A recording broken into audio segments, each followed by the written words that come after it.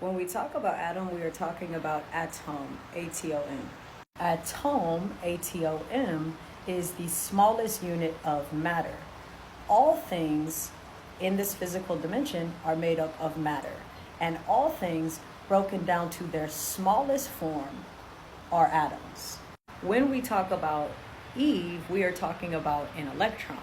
Of course, when we read the biblical text, we read that Adam is created in the image and likeness of God, and Eve is created from the rib of Adam.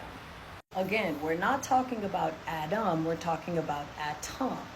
Atom is the source of all, in the image and likeness of the Spirit, because it is the Spirit. When we talk about Eve, or the electron, we are talking about the rib of the atom. Not literally, however, when you look at visual representations of an electron, the orbit path looks like a rib.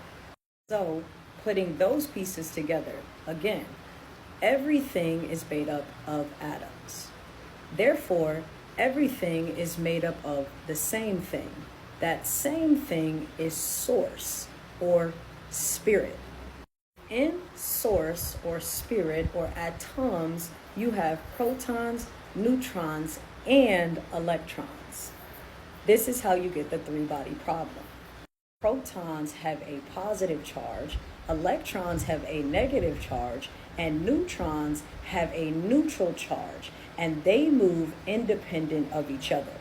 When we talk about the Garden of Eden, we are simply talking about a high consciousness, a high state of mind, a high plane or dimension of the mind. When we talk about the snake, we are talking about the serpent, or Kundalini energy, which is the divine feminine or divine sexual energy, which is why when you read in Genesis what's taking place in the garden, you only ever see Eve interacting with the serpent. It's not to suggest that only women possess the divine feminine energy, because we know that's not true.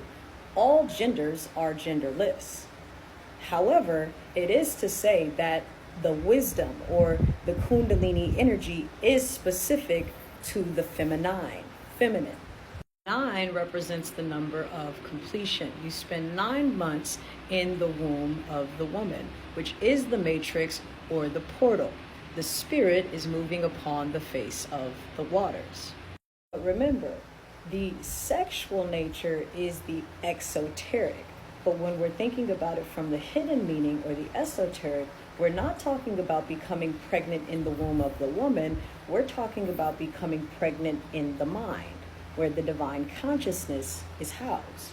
By withholding the sexual energy within the vessel and allowing that sexual energy to be used to create, you create something in the womb of the mind.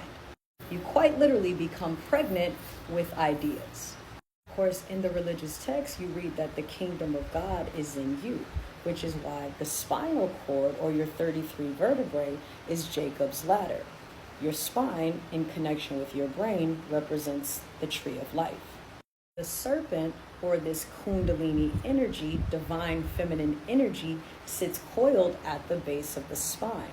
And when the body goes through a fasting and meditative state period, that Kundalini energy is activated. It's a liquid, quite literally, that sits there, that will then begin to travel up Jacob's ladder to align the chakras, ultimately hitting the pineal gland and decalcifying the bone, giving you more access to the neural activity in your brain.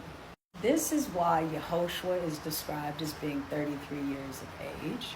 This is also the symbolic representation of Yehoshua in a crown of thorns and roses, the crown chakra. And this is also why Yehoshua symbolically is referred to as the Son of God. Of course, you can read that S-O-N, but symbolically, esoterically, it is S-U-N, which is also S-O-L, soul of God. From Genesis to Revelation, the story is the alignment of the chakras. It is the spirit unifying with the soul, the masculine unifying with the feminine. But again, it's not a two-body problem. It's a three-body problem. Meaning the goal is not polarity.